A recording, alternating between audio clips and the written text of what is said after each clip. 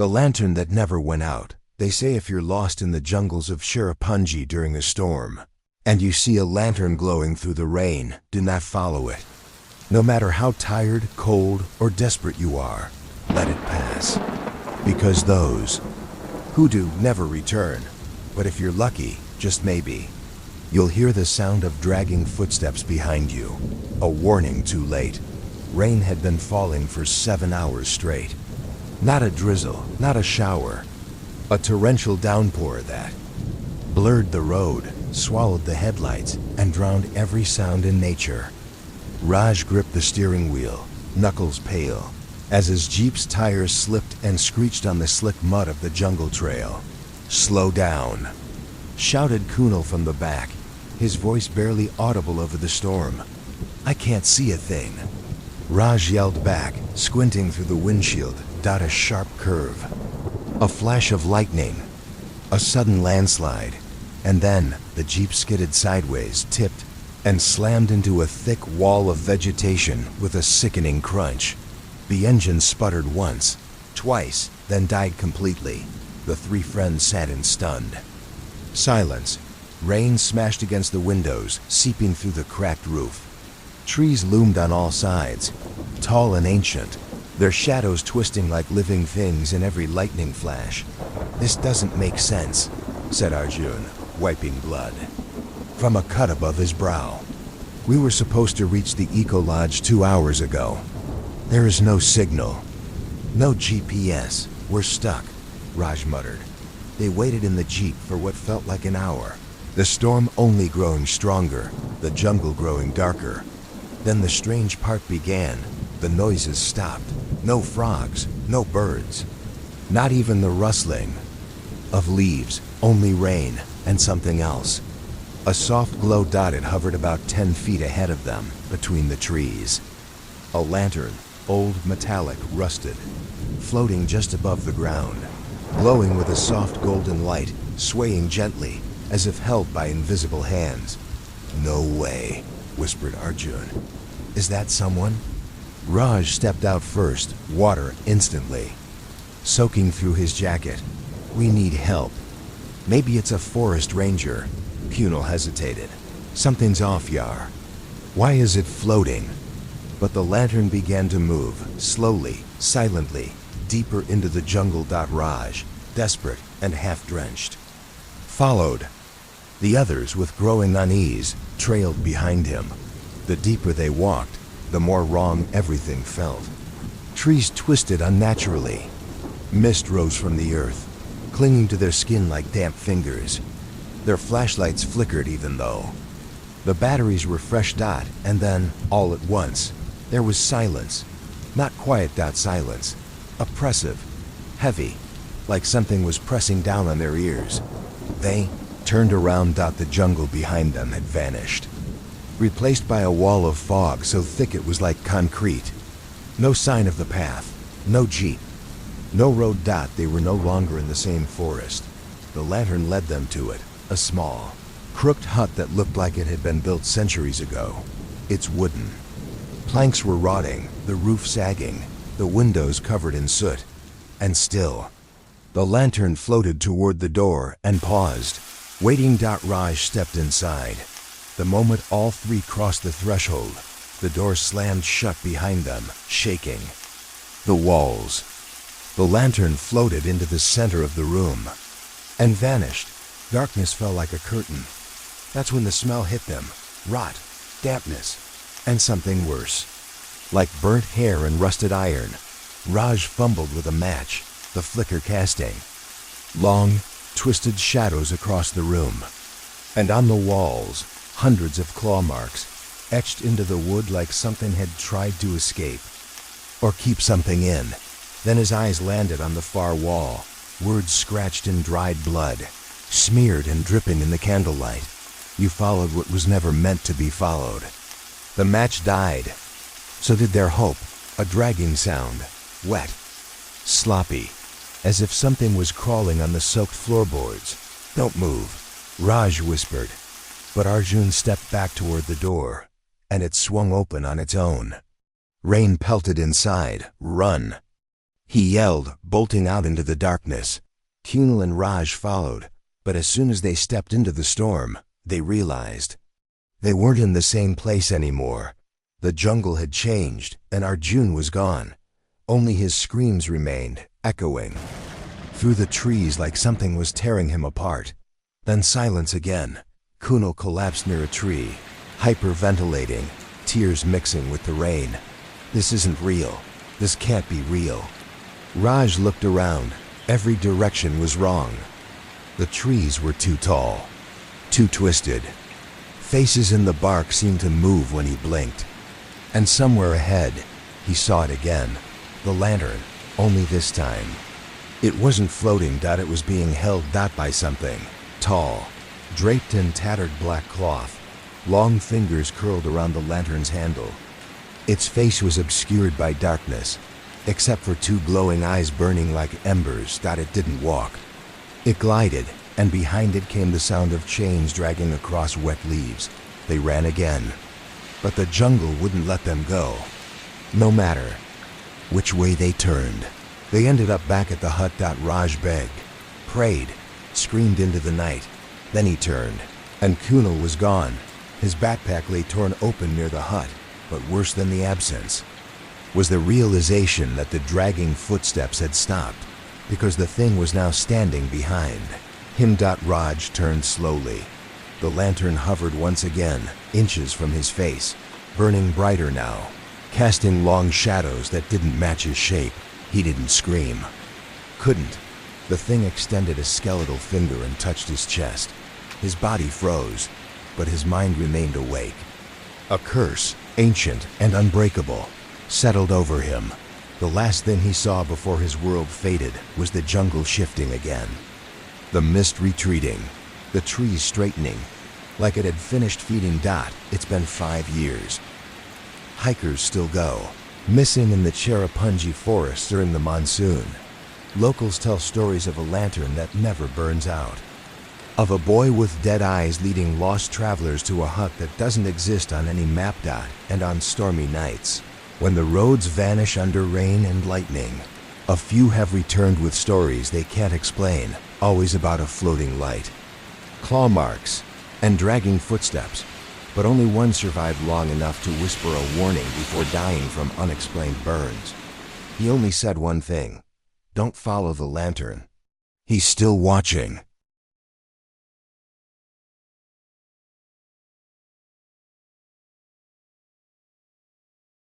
Whispers beneath the rain. The rain had a language that only the forest seemed to understand. It whispered, murmured, and at times screamed as it danced across the leaves of the Andaman rainforest. For Anaya, it was supposed to be just another data collection night. Her team was camped near the eastern edge of the jungle, conducting a rare insect biodiversity survey funded by a university back in Mumbai. It had been 2 weeks of documenting beetles, moths, and glowworms. Peaceful work, if not always comfortable. But that night, something in the rain felt different. She couldn't explain it, how the air seemed heavier, or why the jungle's usual orchestra of frogs, crickets, and birds had gone silent. When the nightly downpour began, she grabbed her waterproof jacket, field notebook, headlamp, and audio recorder and slipped away quietly from the tent, heading toward the marsh where nocturnal insect activity usually spiked. Her colleagues were asleep or too tired to stop her. The canopy above groaned as the storm intensified. Thunder rolled distantly. She walked along a muddy path, her boots sloshing through puddles. Her flashlight beam cut through the sheets of rain, catching the occasional gleam of spider eyes or the flutter of damp moth wings. Then she heard it, not the rustle of leaves, not an animal, but a voice, faint, breathy, carried by the wind. Anaya. She stopped. Cold. Rain dripped from her hair onto her jacket's collar. She looked around, but the forest was a blur of motionless trees and drifting fog. She brushed it off as imagination. Isolation could play tricks on the mind, especially in rain-drenched solitude. She took out her field recorder and clicked it on. Recording sample, she whispered into it. nocturnal sounds, strange acoustic behavior, perceived voice. She waited a few seconds, letting the silence soak in. Then, suddenly, a whisper, faint but unmistakable, hissed from the jungle. "Come, see what lies beneath." Her breath caught. She blinked. Had she just heard that? A chill crept up her spine. She replayed the recording. At first, nothing but rain and her own voice. Then, clear and deliberate. "Come, see what lies beneath." It wasn't an echo. It wasn't the wind. It was a voice right next to the mic. Anaya scanned the area again. Nothing, but she couldn't turn back. Something primal, buried deep in her subconscious, urged her forward. It wasn't scientific curiosity. It was something more dangerous, a lure. She followed where the whisper seemed to pull her, deeper into the marshland. Then, without warning, the jungle lit up. Tiny blue specks glowed along a narrow trail. Glowworms, hundreds of them. But they hadn't been there before. The path they formed didn't exist on any of their survey maps.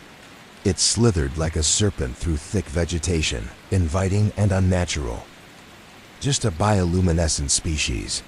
Unknown pattern, she mumbled to herself, trying to stay grounded. Yet as she walked along the glowing trail, the air grew colder. Her breath fogged. Every step made the mud cling tighter to her boots. The forest seemed to lean in, watching. Then she saw it, a massive tree, far older than anything she'd encountered in the jungle. Its trunk was wide as a hut, bark rough and dark like ash, and roots that clawed outwards like petrified tentacles. Lightning illuminated it in flashes, revealing a deep hollow at its base, like a yawning mouth. As she approached, her flashlight flickered again, and for a moment, she saw them. Faces. Dozens of them, carved into the bark. Or so she thought, until one of them blinked. The visages were not wood, they were real. Shrunken, human, their features twisted in agony and preserved in bark-like skin. Their eyes were open, watching her. Mouths parted in silent screams. Anaya froze. Her legs trembled, refusing to obey. Her mind screamed to flee. From the base of the tree, a thick vine slithered forward, wet and pulsing like a muscle, and in one swift movement wrapped around her ankle. No! It yanked. She slammed against the muddy ground and was dragged screaming into the hollow. The inside of the tree was wrong. It wasn't wood and sap. It was something older, organic, almost fleshy. The chamber smelled of rot and iron. Light came from nowhere, illuminating floating wisps, pale and translucent, whispering without mouths. Each one was a soul. They circled her slowly, whispering truths she didn't want to know. Regrets, deaths, pain. One came close. It had her face. "You will never leave," it said. The vine dropped her. And suddenly roots surged up from the floor, wrapping her limbs and pulling her into the living wall. Faces formed around her, mouths opened, whispering endlessly, "Never." Blinking, she screamed until her throat bled. And outside, the rain grew louder, drowning out everything. The next morning, the sun rose feebly over the soaked canopy. The storm had passed. Her team awoke, confused by her absence. They searched for hours. At the edge of the marsh, just before the jungle swallowed the trail, they found her boots, standing upright in the mud. Inside one was her recorder, still running. They pressed play. A whisper looped endlessly. "She's with us now. She's with us now." The tree wasn't there, but at night, when the rain begins, the jungle hums with whispers again. New voices. A new trail. Some say the glowworms still appear, but no one follows them anymore. At least, not twice.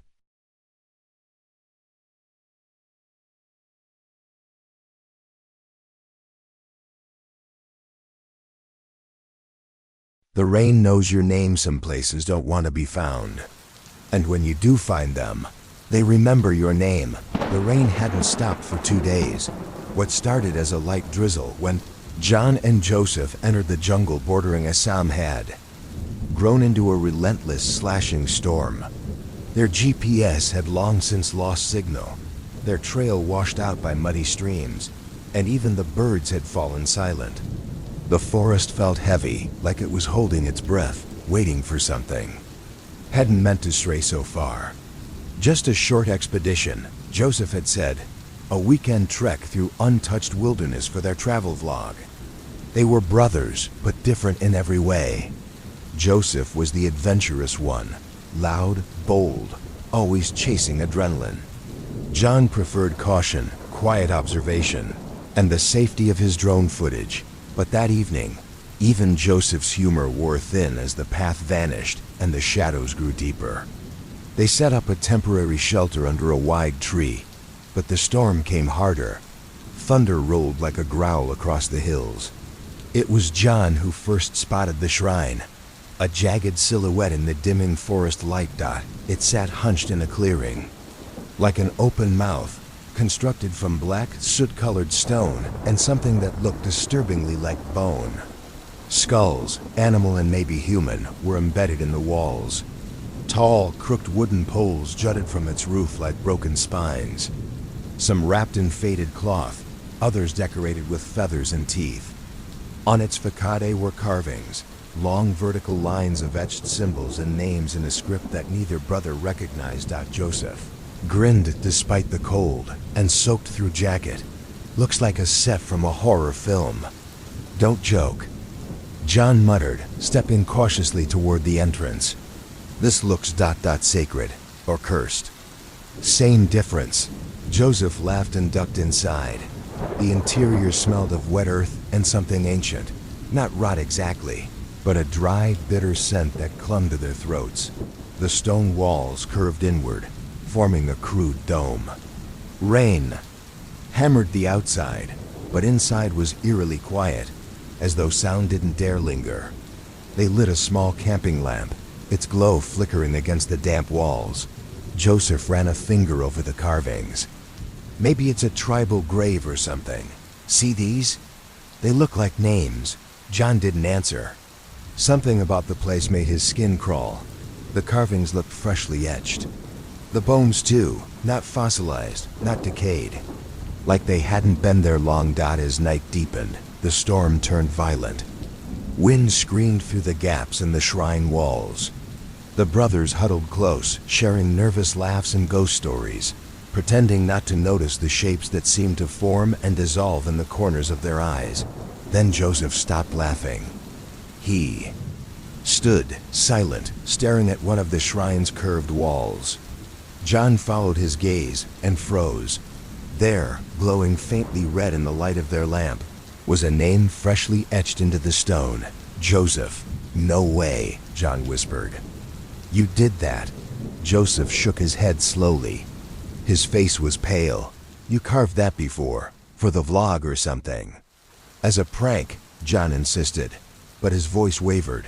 Then, right before their eyes, another carving appeared, slow and deliberate, as though invisible fingers dragged nails across the stone.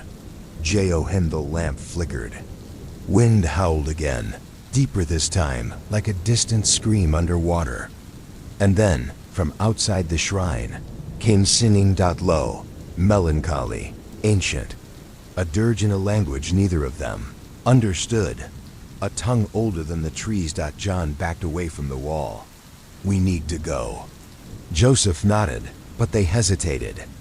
At the doorway, something moved in the rain.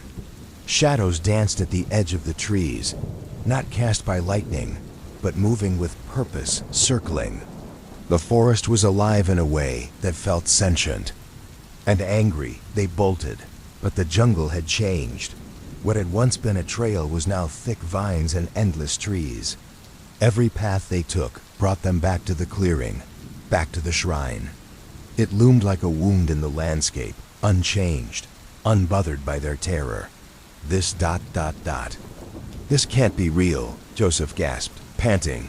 We ran straight. We didn't turn. We're in a loop, John said. Like the forest is closing. The rain grew colder, heavier, like it carried weight. John slipped and fell, his palms. sliding into thick, muddy roots. They weren't roots. They were bones. Human bones, dozens of them, slick with moss, jutting from the soil like grasping fingers. Some still had cloth, others teeth. All pointed toward the shrine. Something was hurting them. Suddenly, Joseph screamed. John turned, slipping again in the mud, just in time to see his brother's body being dragged by something unseen. His arms flailing, eyes wide. "It's whispering my name," Joseph cried. "It's in my head." John lunged forward, grabbing Joseph's arm, but his brother's body was yanked back, not by force, but like the jungle had opened and swallowed him whole. "Joseph!" John shouted, but there was no answer. Only the rain, and now the singing, louder, closer. Panicking, John stumbled through the underbrush, soaked and shivering. The names had followed him. They were everywhere now, carved into tree trunks. Rocks, even dripping in the water on leaves. John. He collapsed at the shrine steps, sobbing, defeated. As he looked up, he saw them, the shadows, no longer vague. Human in shape, but wrong. Limbs too long, heads bowed, cloaked in bark and moss. Eyes glowing faint red. One stepped forward, humming the same sorrowful chant. It pointed at the wall behind John. His name was there again, this time scratched over with a jagged line. Then darkness fell. Morning light broke slowly, the rain having finally eased to a drizzle. The search team found the shrine during an aerial scan. The jungle seemed calm again. No storm, no thunder, just wet silence. Inside the shrine, nothing stirred. There was no sign of the brothers.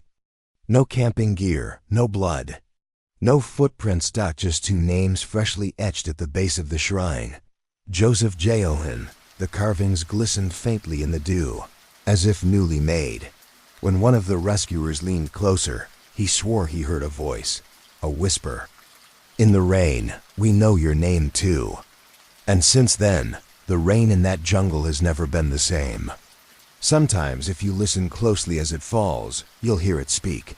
A name, not shouted, just whispered. Your name. And when it does, don't answer.